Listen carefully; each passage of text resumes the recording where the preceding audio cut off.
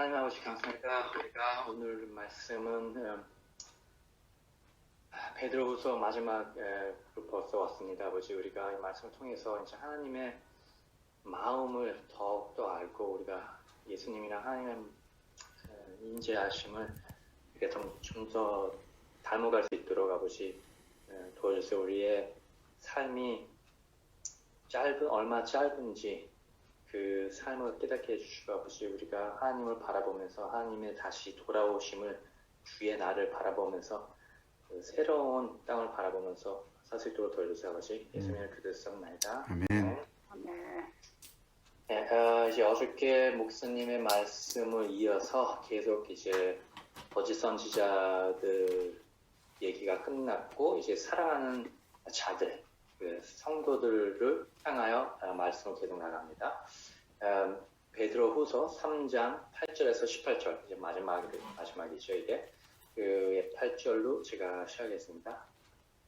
여기서 보면 시작부터 사랑하는 자들아 주께는 하루가 1000년 같고 1000년이 하루 같다는 이 한 가지를 잊지 말라. 그래서 여기서 보면 이 하루가 1000년 같고 1000년이 하루가 같다는 이 말이 이제 시편 90편 4절에 나오는 말이에요. 시편 90편 4절에 주의 목전에는 1000년이 지나간 어제 같으며 밤이 한순간 같을 뿐임이니라 라고 나와요. 그래서 이 왜 이제 7절에 보면은 마지막 날에 이제 온 세계가 다 불타고 나오는데 이제 계속 나오면 왜 이 거짓 선지자들이 왜 그렇게 사나? 하나님이 온다고 했지만 뭐 안 오겠다 하고 그런 생각으로 사는 거잖아요. 그래서 우리가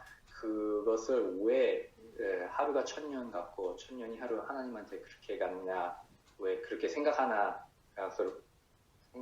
것을 보면은 9절에 보면은 이제 주의 약속은 어떤 이들이 더디다고 생각하는 것 같이 더딘 것이 아니라 오직 주께서는 너희를 대하여 오래 참으사 아무도 멸망하지 아니하고 다 회개하기에 이르기를 원하시느니라. 여기서 보면은 왜 하나님이 늦게 온다고 생각하나? 그래서 보면은 이 베드로가 썼을 때 예수님이 돌아가시고 하늘나라로 다시 부활하시고 돌아가신 거죠.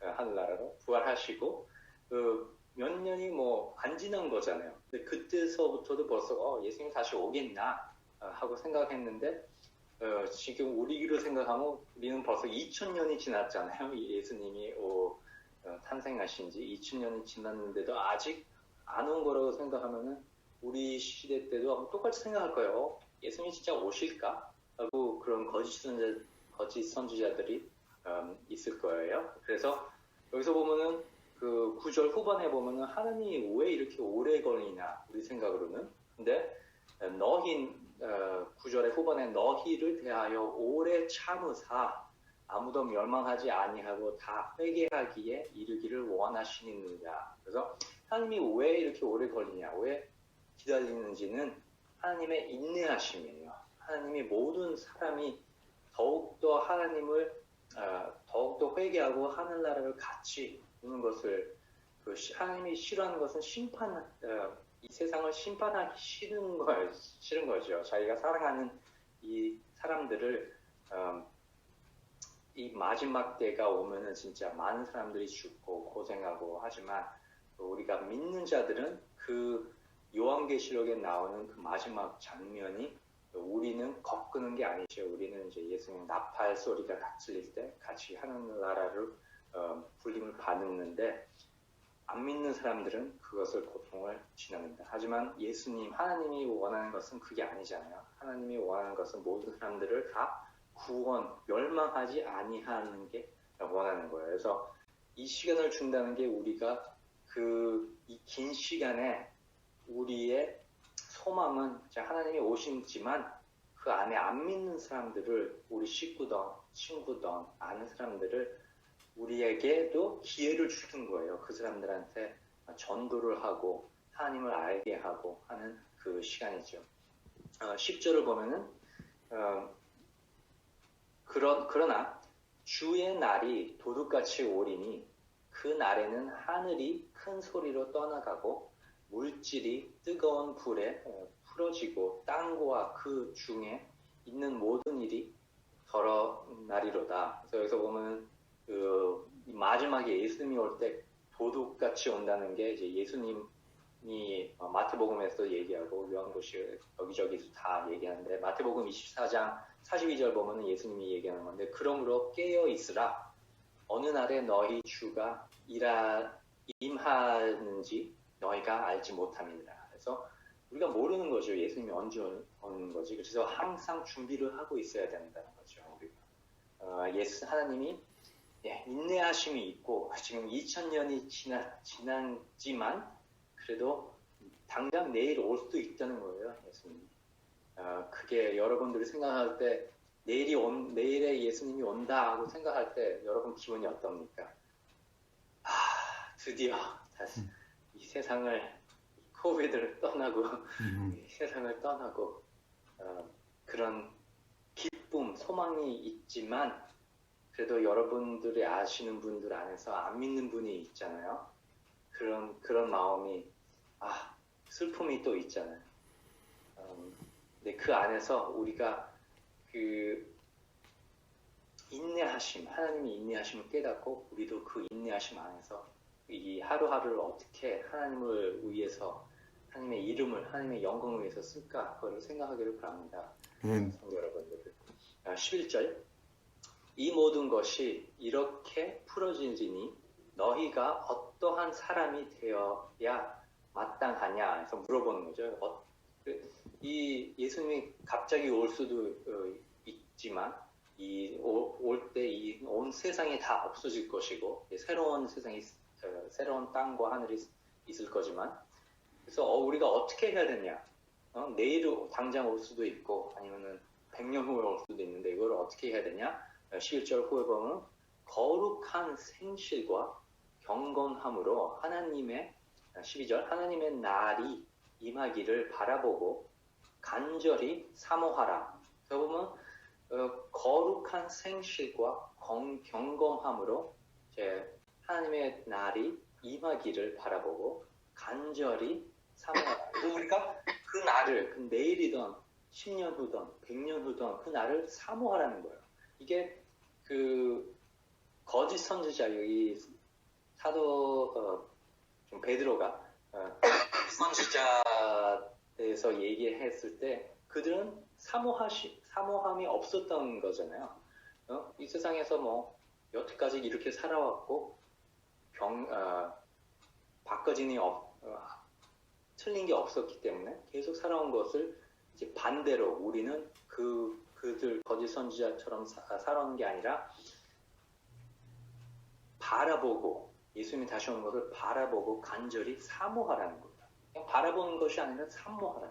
예수님 오세요. 다시 오세요. 마라나사. 다시 오세요 하나님. 이 세상을 다시 오세요. 그래서 그것을 사모하고 바라보는 게 살아야 된다는 거예요. 12절 계속 나갑니다. 그 날에 하늘이 불에 타서 풀어지고 물질이 뜨거운 불에 녹아지려니와 13절 우리는 그의 약속대로 의가 있는 곳에 새 하늘과 새 땅을 바라보도다. 그래서 우리가 바라보는 게 지금 이 세상이 멸망하는 것을 바라보는 게 아니라 새 하늘과 새 땅을 바라보라는 거예요. 완벽하게 다시 이 죄가 없는 새 땅, 울음이 없고 슬픔이 없고 죽음이 없는 새 땅을 바라보라는 거예요. 14절 그러므로 사랑하는 자들아. 베드로가 쓰는 사랑하는 자들이 되게 좋아요. 사랑하는 성도들이라는 거 말이 아니라 그냥 사랑하는 자들. 그러므로 사랑하는 자들아 너희가 이것을 바라보나니 주 앞에서 점도 없고 흠도 없이 평강 가운데서 나타나기를 힘쓰라. 여기서 보면 주 앞에서 점도 없고 흠도 없이 그래서 이 거짓 선지자들의 반대예요. 거짓 선지자들에서 이제 2장 13절에 보면 점도 있고 흠도 있는 그 사람들이라고 얘기했는데, 반대로 우리가 점도 없고 흠도 없이 평강 가운데서 나타나기를 힘쓰라. 여기서 보면은 신약을 보면은 우리의 삶, 우리의 거룩한 삶을 힘쓰라고 많이 나와요. 그래서 우리가 착각하지 않아야 될 것은, 힘써서 우리가 하는 것은 구원을 힘쓰라는 건 아니에요. 우리가 구원은 예수님을 믿고 우리 믿음으로 구원을 받는 거지만, 우리가 힘써야 되는 것은 거룩함이에요. 우리가 구원 받았다고 우리가 죄를 그만 지는 건 아니잖아요. 우리가 하루하루 계속 죄를 지어가지만, 그 하루하루를 그 죄에 대해서 이 거짓 선지자들은 하루 죄 지던 안 지던 상관없다. 내가 구원을 받았다. 그래서 죄는 상관없다. 그렇게 살지 말고 우리가 거룩함, 점점 하나님을 닮아가는 것을 해야 된다는 게, 우리가 힘을 써서 해야 된다는 거예요. 평강 가운데서 나타나기를 힘쓰라. 그 힘쓰는 게 역시 우리의 힘이 아니라 성령님의 힘을 통해서 구원을, 거룩함을 계속 자라가는 거죠. 15절, 또 우리의 주의 오래 참으심의 구원이 될 줄로 여기라. 우리가 사랑하는 형제 바울도 그 받은 지혜대로 너희에게 이같이 썼고. 그래서 여기 베드로가 얘기하는 것은 바울이 쓴 글들도 이제 성경적이라는 거죠. 그래서 그 구원에서 얘기하는 거룩함에서 이제 로마서 6장 19절을 보면은 사도 바울이 쓴 이제는 너희 지체를 의에게 종으로 내주어 거룩함에 이르라. 그래서 우리가 힘써야 되는 것은 이것이요. 우리가 의의 종으로 해서 거룩함을 이르라. 그래서 우리의 거룩함은 계속 우리가 힘써서 나가야 된다는 거예요. 착각하지 말고 내가 구원을 받았다고 이제 끝났다. 내 마음대로 살아도 된다. 그런 착각, 그런 거짓 선지자. 그래서 16절 사도 바울이 쓴 것처럼 또 그 모든 편지에도 이런 일에 관하여 말하였으되 그 중에 알기 어려운 것이 더러 있으니. 그래서 사도 바울이 쓴 글들 보면 진짜 힘든 것들이 되게 많이 있어요. 한국말로는 단어를 모르지만 영어로 보면 이제 센텐스가, 사도 바울의 한 글 센텐스가 좀 몇 점까지 가는 게 있어요. 그냥 이러므로 저러므로 그래서 저래서 끝나지가 않아요. 그래서 되게 힘든데 16절 계속 봅니다. 어려운 것이 더러 있으니 무식한 자들과 굳세지 못한 자들이 다른 성경과 같이 그것도 억지로 풀다가 스스로 멸망에 이르느니라. 그래서 성경이 되게 어려운 것들이 많이 있지만 그것을 풀 때, 그것을 깨달을 때 온 성경을 봐야 된다는 거예요. 그래서 내가 여기서 한 구절에 이런 거 같다고 생각하면서 새롭게 온 성경이랑 틀리면은 안 되는, 아니죠. 우리가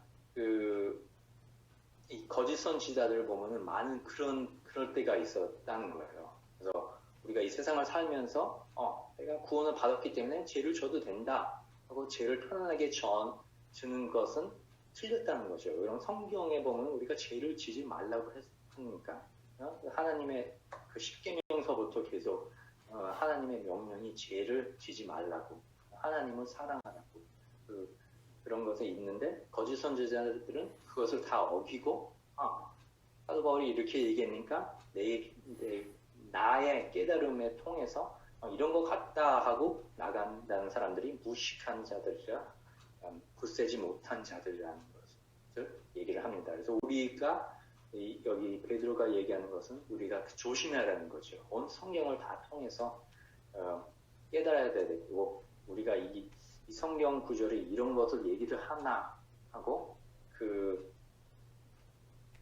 옆으로 나갈 때 조심해야 된다는 거죠.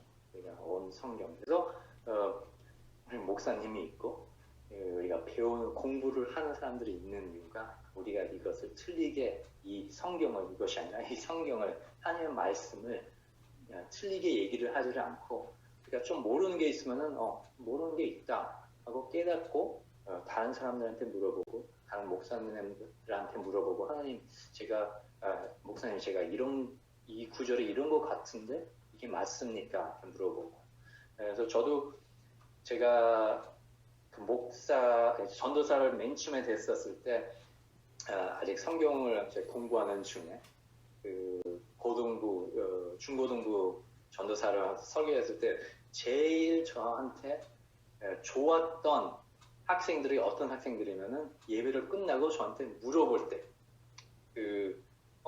전도사님 오늘 말씀에 이렇게 얘기했는데 이 성경 구절은 이렇게 얘기하는데 이게 왜 틀린 것 같을 때 딱 물어볼 때 제가 기분이 되게 좋아요. 내 말씀이 들었구나, 깨달음이 있었구나 하고 어쩔 때는 물어볼 때 저도 몰라요. 그래서 이게 왜 틀리지?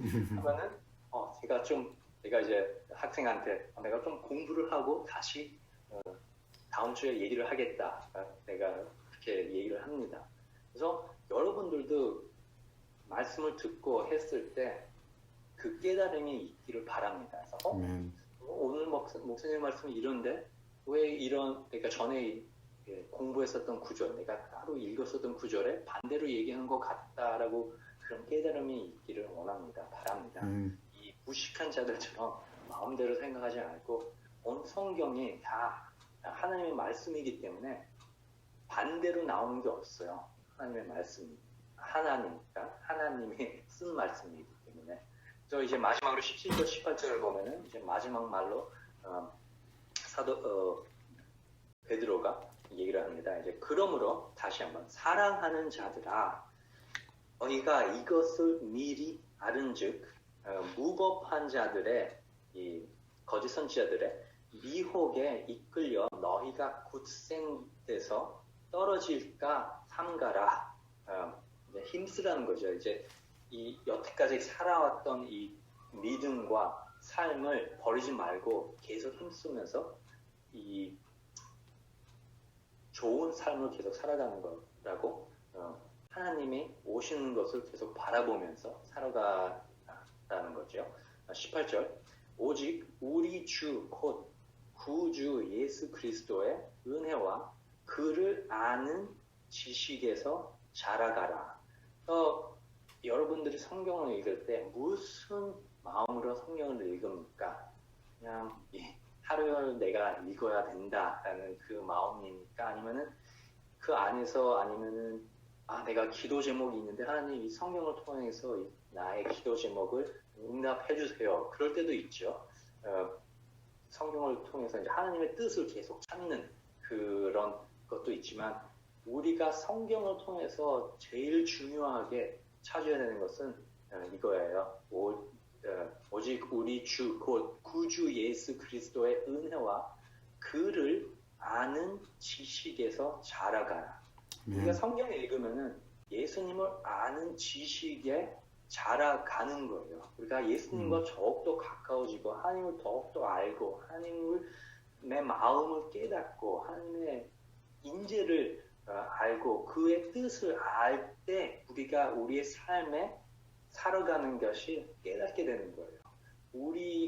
내가 원하는 것을 하나님한테 부딪히는 게 아니라 하나님을 알고 그 은혜와 그를 아는 지식을 찾기를 바랍니다. 성경을 통해서. 성경을 읽으면 읽을수록 우리가 하나님을 더욱더 알고 예수님을 더욱더 깨닫고 이 하나님의 인내하심 왜 아직 안 오나 그것을 깨달을 때 하나님이 모든 사람들을 사랑하기 때문에 그 인내하심 때문에 사람들을 심판하기 원하지 않기 때문에 예수님이 아직 안 오시는 거구나. 이 성경을 읽을 때 그걸 깨닫게 돼요. 그래서 마지막으로 지식에서 자라가라 하면서 영광이 이제와 이제 기도를 마칩니다. 영광이 이제와 영원한 날까지 그에게 있을지어다 하고 아멘이라고 끝납니다. 사도 바울의 말씀.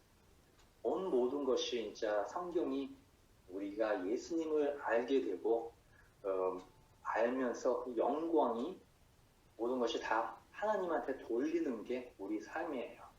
큰 그 사진을 보면 우리 삶의 사진을 보면은 예수님을 아는 것과 하나님한테 영광을 돌리는 게 목적이에요. 우리 삶에 예수님을 알고 하나님의 영광을 돌린다는 게 그것을 보면은 그 작은 이제 그 디테일을 보면은 우리가 하나님을 어떻게 영광을 돌리냐?